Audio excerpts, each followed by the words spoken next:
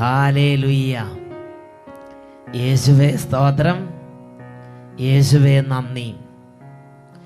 ലൂക്കായുടെ സുവിശേഷം 12-ാം അധ്യായം 32ഉം 33ഉം തിരുലിഖിതങ്ങൾ. ചെറിയ അജഗണമേ ഭയപ്പെടണ്ട, എന്തെന്നാൽ നിങ്ങൾക്ക് രാജ്യം നൽകാൻ നിങ്ങളുടെ പിതാവ് പ്രസാദിച്ചിരിക്കുന്നു. നിങ്ങളുടെ സമ്പത്ത് വിറ്റ് ദാനം ചെയ്യുവിൻ. പഴകിപ്പോകാത്ത പണസഞ്ചികൾ സ്വർഗത്തിൽ കരുതി വെക്കുവിൻ. ഒടുങ്ങാത്ത നിക്ഷേപം സ്വർഗത്തിൽ സംഭരിച്ചു വെക്കുവിൻ എന്നരുളി ചെയ്തവനായ യേശുക്രിസ്തുവിന്റെ ധന്യനാമത്തിൽ നിങ്ങൾക്കേവർക്കും കൃപയും സമാധാനവും. Praise the Lord. പ്രിയപ്പെട്ട ദൈവമക്കളെ, ഇന്ന് നാം ചിന്തിക്കുന്ന വിഷയം പ്രഭാഷകന്റെ പുസ്തകം 10-ാം അധ്യായം 10-ാം തിരുലിഖിതം. ഇന്ന് രാജാവ്, നാളെ ജഡം. സർവശക്തനായ ദൈവമേ, അങ്ങയുടെ തിരുസന്നിധിയിൽ ഇതാ എല്ലാ അഹങ്കാരവും അടിമവെച്ച് ഞങ്ങൾ പ്രാർത്ഥിക്കുകയാണ്. ജോബിന്റെ പുസ്തകം 10-ാം അധ്യായം 9-ാം തിരുലിഖിതം. പൊടിയും ചാരവുമായ മനുഷ്യൻ അഹങ്കരിക്കാൻ എന്തുണ്ട്? ജീവിച്ചിരിക്കുമ്പോൾ തന്നെ അവന്റെ ശരീരം ജീർണിച്ചു പോകുന്നു. യെശയ്യായുടെ പുസ്തകം 40-ാം അധ്യായം 15-ാം തിരുലിഖിതം. കർത്താവേ, ജനതകൾ അങ്ങേക്ക് വെള്ളിക്കോലിൽ പൊടി പോലെയും തൊട്ടിയിൽ ഒരു തുള്ളി വെള്ളം പോലെയും ആകുന്നുവല്ലോ. സങ്കീർത്തനം 75-ാം അധ്യായം 4-ാം തിരുലിഖിതം. വമ്പ് പറയരുത് എന്ന് അഹങ്കാരിയോടും കൊമ്പുയർത്തരുത് എന്ന് ദുഷ്ടനോടും ഞാൻ പറയുന്നു. ഗോപുരം പണിയും മനുഷ്യ, ദൈവത്തെ നീ മറന്നുവോ? പിതാവേ, തിരുസന്നിധി അപ്പാ, നകന്നുവോ? ഹൃദയം നുറുങ്ങി. അപ്പാ, പിതാവേ, പണിയും ഹൃദയത്തിന്റെ അഹങ്കാരം ഏറ്റെടുക്കണമേ.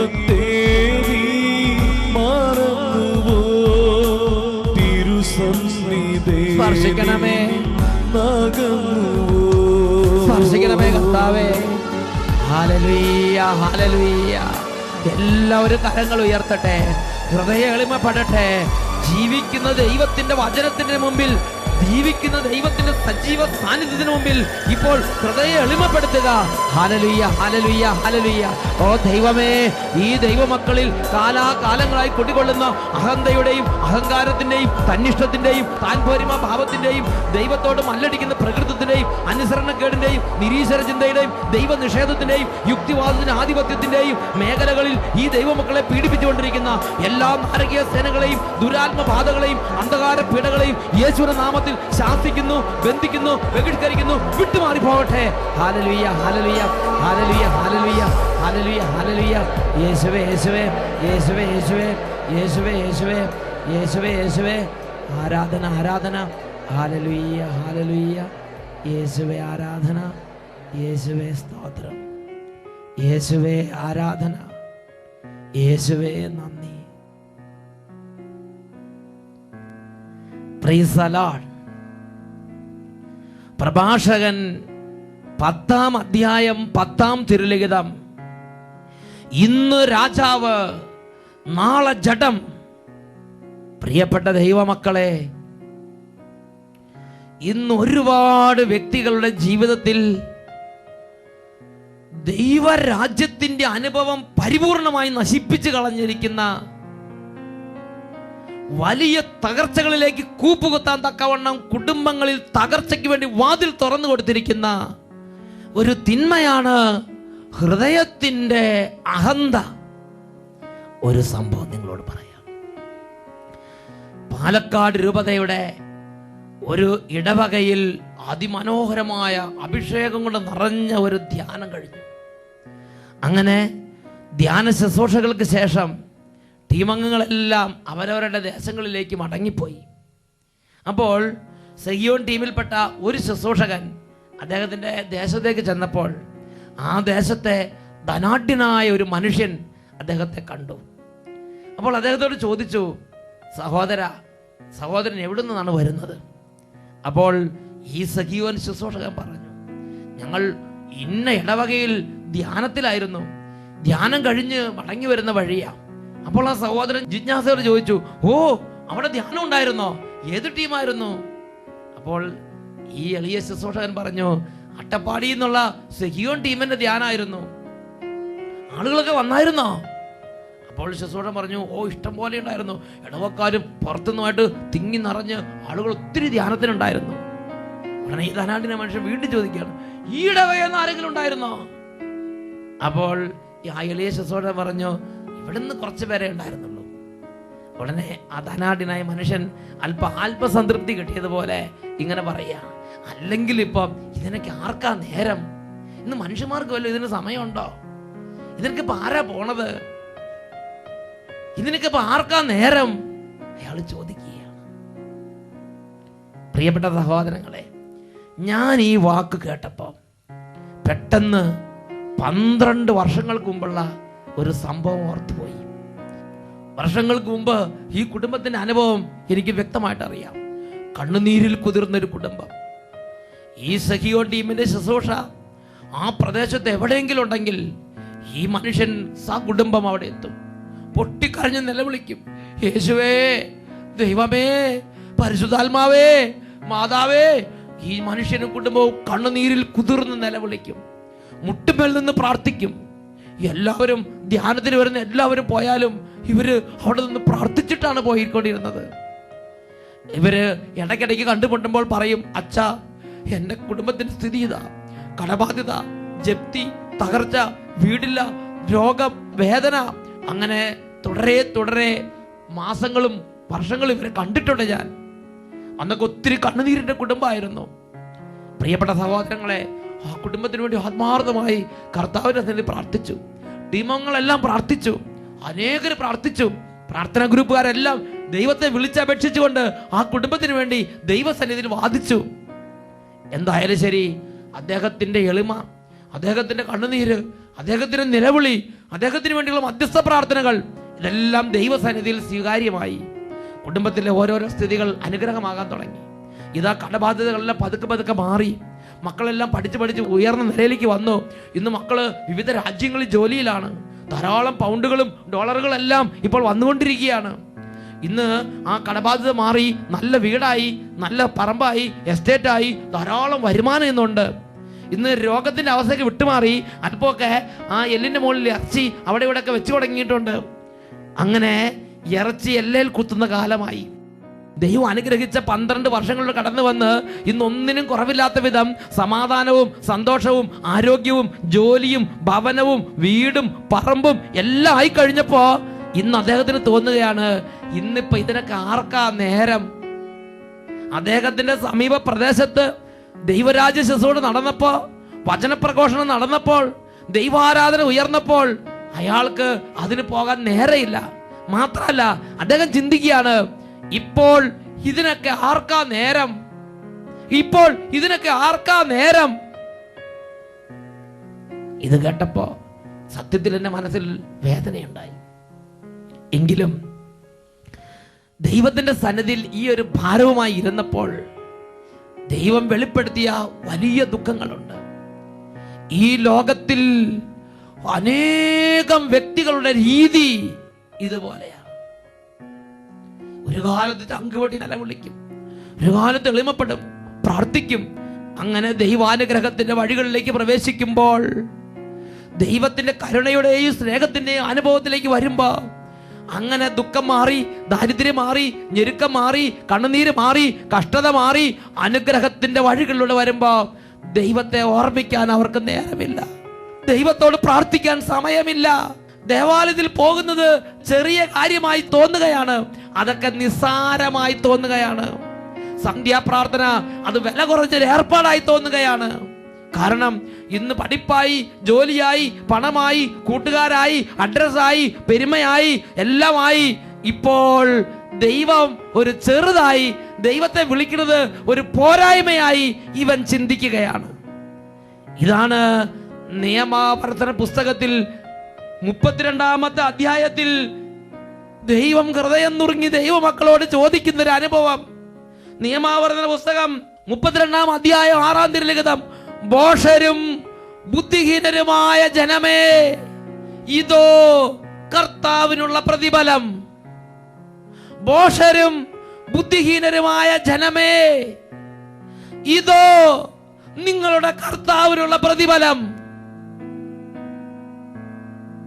നിങ്ങളുടെ പിതാക്കന്മാരോട് ചോദിക്കുക, നിങ്ങളുടെ ഇടയിലെ പ്രായമാരോട് ചോദിക്കുക, അവർ നിങ്ങൾക്ക് പറഞ്ഞു തരും എങ്ങനെയാണ് കർത്താവ് നിങ്ങളുടെ കുടുംബത്തെ പരിപാലിച്ചതെന്ന്, എങ്ങനെയാണ് അനർത്ഥങ്ങളുടെ ദുരിതങ്ങളിൽ നിങ്ങളുടെ കുടുംബത്തെ കർത്താവ് കൈപിടിച്ച് നടത്തിയതെന്ന്.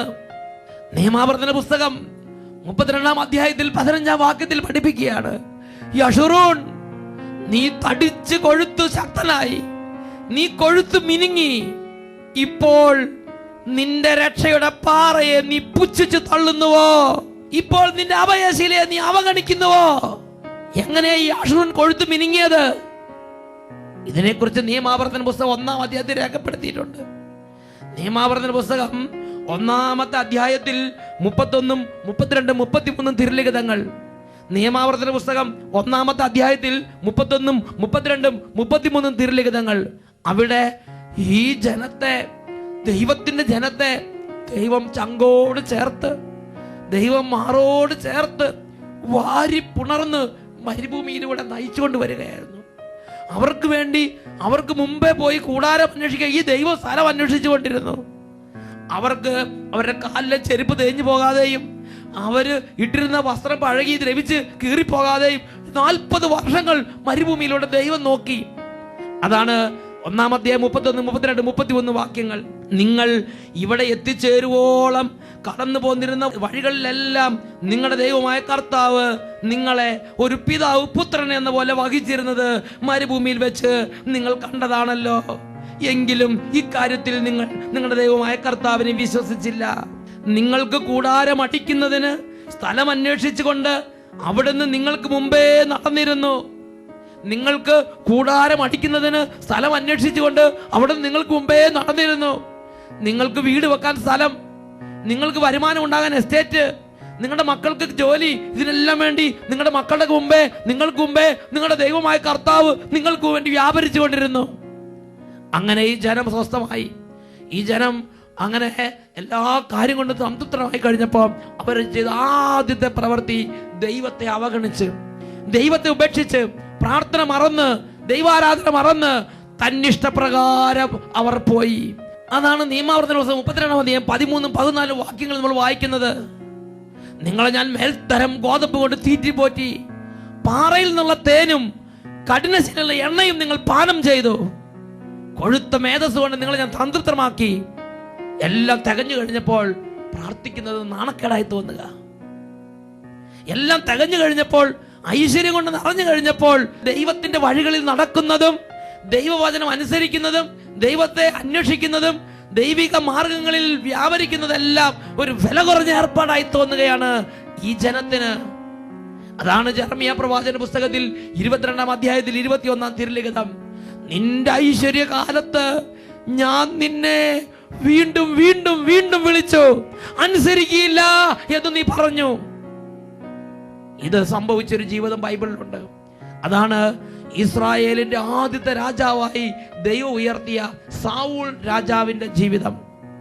അങ്ങനെ സാവൂളിനെ ദൈവം ഉയർത്തി എല്ലാം കൊണ്ടും മുടി ചൂടിച്ചു കഴിഞ്ഞപ്പോൾ അവൻ പെട്ടെന്ന് ആദ്യം തന്നെ അവൻ ചെയ്തത് ദൈവത്തെയും ദൈവത്തിന്റെ വചനത്തെയും അവഗണിച്ച്, ദൈവിക മാർഗങ്ങൾ അവഗണിച്ച് അവന്റെ ഹൃദയത്തിന് തോന്നിയ പ്രകാരം തന്നിഷ്ടത്തോടെ അവൻ നടന്നു. അവന് തോന്നിയതെല്ലാം അവൻ ചെയ്തു. ജീവിതത്തിന്റെ ചിട്ടയും ക്രമവും ഡിസിപ്ലിനും അവൻ തകർത്തു. അങ്ങനെ ആ ജീവിതം തകർന്ന് തരിപ്പണമായി.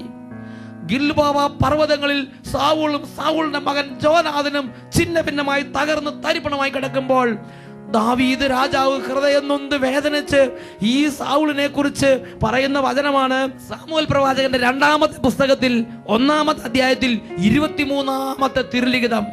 കഴുകനേക്കാൾ വേഗമുള്ളവർ, സിംഹത്തേക്കാൾ ബലമുള്ളവർ, ഇത്രമാത്രം ഉന്നതമാരായിരുന്നു സാവൂളും ജോനാഥനും.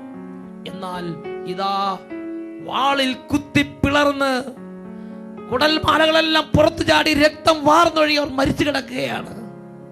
വേദന കൊണ്ട് നിറഞ്ഞ ദാവീദ് പറയുന്നത് എങ്ങനെയാണ്? 2 സാമുവേൽ 1-ാം അധ്യായം 27-ാം വാക്യം. ശക്തന്മാർ വീണുപോയതും ആയുധങ്ങൾ തകർന്നു പോയതും എങ്ങനെ?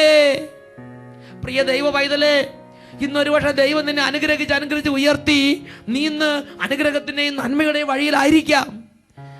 സൗൾ രാജാവിന്റെ അനുഭവം നിന്റെ ഓർമ്മയിലിരിക്കട്ടെ. അങ്ങനെ തകർന്ന് തരിപ്പണമായി കിടക്കുമ്പോൾ ദാവീദ് രാജാവ് വിലപിക്കുകയാണ്. ശക്തന്മാർ വീണുപോയതും ആയുധങ്ങൾ തകർന്നു പോയതും എങ്ങനെ? ഇന്ന് രാജാവ്, നാളെ ജഡം. മറക്കരുത്. പ്രഭാഷകൻ 10:10. ഒരു നിമിഷം നമുക്ക് കണ്ണുകൾ അടയ്ക്കാം, 2 കരങ്ങൾ നമുക്ക് തുറന്നു പിടിക്കാം. ഓ ദൈവമേ, പൊടിയും ചാരവുമായ മനുഷ്യന് അഹങ്കരിക്കാൻ എന്തുണ്ട്?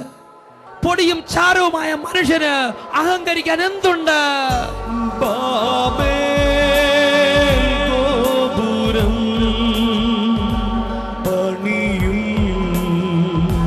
മനുഷ്യ, ദൈവത്തെ നീ മറന്നുവോ? തിരുസന്നിധിയിൽ നകന്നുവോ?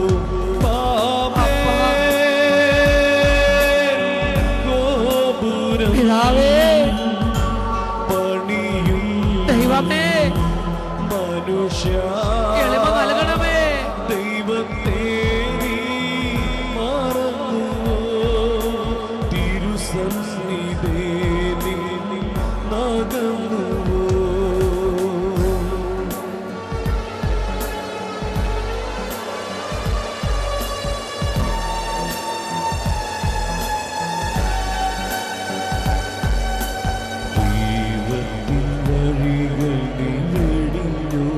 ദൈവമേ,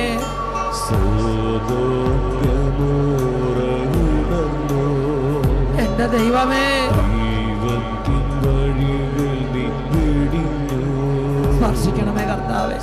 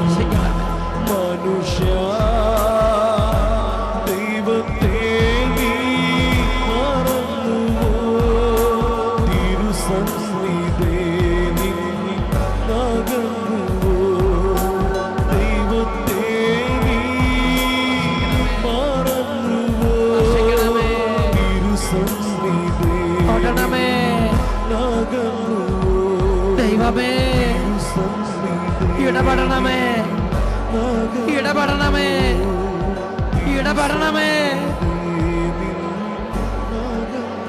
കരങ്ങൾ ഉയർത്തി എല്ലാവരും സ്തുതിക്കട്ടെ. ഹല്ലേലൂയ, ഹല്ലേലൂയ. ഓ ദൈവമേ, ഈ കുടുംബങ്ങളിൽ കാലങ്ങളായി കുടുംബങ്ങളെ പീഡിപ്പിച്ചുകൊണ്ടിരിക്കുന്ന ധാർഷ്ട്യത്തിന്റെയും അഹന്തയുടെയും വെല്ലുവിളിയുടെയും മത്സരത്തിന്റെയും താൻ പോരിമ ഭാവത്തിന്റെയും അഹങ്കാരത്തിന്റെയും ധിക്കാരത്തിന്റെയും എല്ലാ തരത്തിലുള്ള അഹന്തയുടെയും ആധിപത്യങ്ങളെയും അരൂപികളെയും യേശുനാമത്തിൽ ശാസിക്കുന്നു. ദൈവമക്കളെയും ഒരു കുടുംബങ്ങളുടെയും പരാജയത്തിന് വേണ്ടി കൗശലപൂർവ്വം വ്യാപരിക്കുന്ന എല്ലാ അഹന്തയുടെ അരൂപികളെയും യേശുനാമത്തിൽ കുടുംബങ്ങളിൽ നിന്ന് ശാസിക്കുന്നു, ബന്ധിക്കുന്നു, ബഹിഷ്കരിക്കുന്നു. വിട്ടുമാറി പോവട്ടെ. ഹല്ലേലൂയ, ഹല്ലേലൂയ. ഹല്ലേലൂയ, ഹല്ലേലൂയ. യേശുവേ ആരാധന, ആരാധന. യേശുവേ ആരാധന, ആരാധന. യേശുവേ ആരാധന, യേശുവേ ആരാധന. ഹല്ലേലൂയ, ഹല്ലേലൂയ. പ്രഭാഷകന്റെ പുസ്തകം 10-ാം അധ്യായം 10-ാം തിരുലിഖിതം. ഇന്ന് രാജാവ്, നാളെ ജഡം.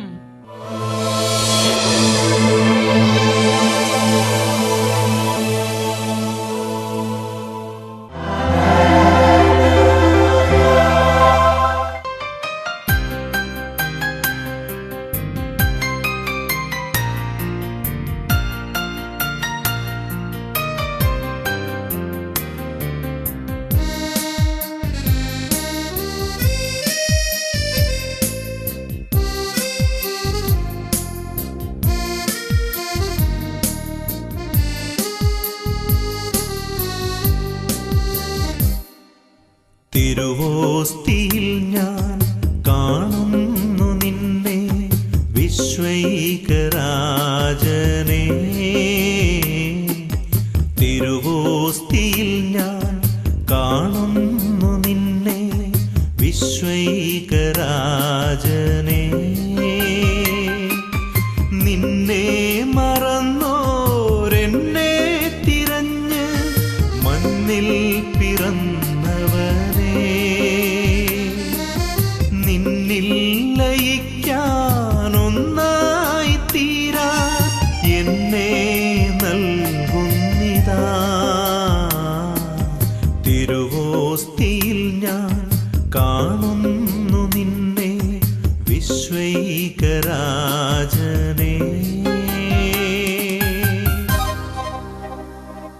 ലേവ്യരുടെ പുസ്തകം 26-ാം അധ്യായം 13-ാം തിരുലിഖിതം. നിങ്ങൾ നിവർന്ന് നടക്കേണ്ടതിന് നിങ്ങളുടെ കഴുത്തിലെ നുകത്തിന്റെ കെട്ടുകൾ ഞാൻ പൊട്ടിച്ചു. ഇപ്പോൾ 2 കരങ്ങളും യേശുവിൻ്റെ സന്നിധിയിലേക്ക് ഉയർത്തി എല്ലാ ദൈവമക്കളും അവരവരുടെ ജീവിതത്തിൻ്റെ ഓരോ വേദനകളും പ്രയാസങ്ങളും രോഗങ്ങളും കടബാധ്യതകളും തകർച്ചകളും എല്ലാ കണ്ണുനീരും സമർപ്പിച്ച് യേശുവിനെ വിളിക്കട്ടെ. അവിടുന്ന് മനസ്സലിവുള്ള കർത്താവത്രേ. ഹല്ലേലൂയ, ഹല്ലേലൂയ. യേശുവേ, യേശുവേ, യേശുവേ.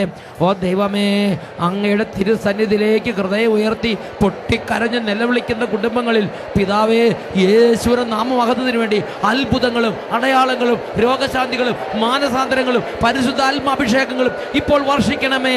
ഹല്ലേലൂയ, ഹല്ലേലൂയ, ഹല്ലേലൂയ, ഹല്ലേലൂയ. യേശുവേ, യേശുവേ, യേശുവേ, യേശുവേ, യേശുവേ, യേശുവേ, യേശുവേ, യേശുവേ, യേശുവേ. എന്നെ നൽകുന്നിതാ.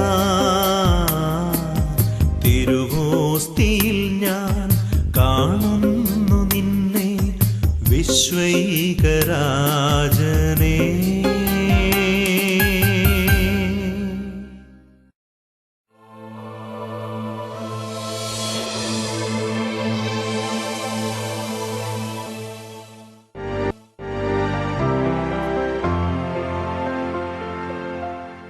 എൻ്റെ പേര് പുഷ്പേ, എൻ്റെ മകളുടെ പേര് സൗമ്യ. എൻ്റെ കുഞ്ഞിന് വേണ്ടി സാക്ഷ്യം പറയാനാണ് ഞാൻ വന്നത്.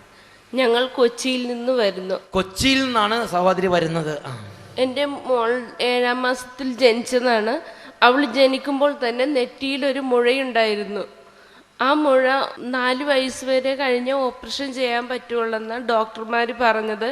ഇപ്പോൾ എൻ്റെ മോൾക്ക് 3.5 വയസ്സേ ആയിട്ടുള്ളൂ. ഇവിടെ നിന്ന് വെഞ്ചരിച്ചു കൊണ്ടുപോയ എണ്ണ തേച്ച് വിശ്വാസ പ്രമാണം ചൊല്ലിയാണ് ഇത് പെരട്ടി പൂർണ്ണമായും മാറി. ഇപ്പൊ മുഴയില്ല. ഹല്ലേലൂയ. കുട്ടിയുടെ നെറ്റിയിൽ ഒരു വലിയ മുഴ, അത് വെഞ്ചരിച്ച എണ്ണ പുരട്ടി മാറി. കരങ്ങൾ ഉയർത്തിയെടുത്ത് കർത്താവിനെ മഹത്വപ്പെടുത്താം. യേശുവിന്റെ നാമത്തിൽ സൗഖ്യമുണ്ടല്ലോ, യേശുവിന്റെ രക്തത്താൽ ജയമുണ്ടല്ലോ. യേശുവിന്റെ നാമത്തിൽ സൗഖ്യമുണ്ടല്ലോ, യേശുവിന്റെ രക്തത്താൽ ജയമുണ്ടല്ലോ. യേശുവിന്റെ നാമത്തിൽ സൗഖ്യമുണ്ടല്ലോ, യേശുവിന്റെ രക്തത്താൽ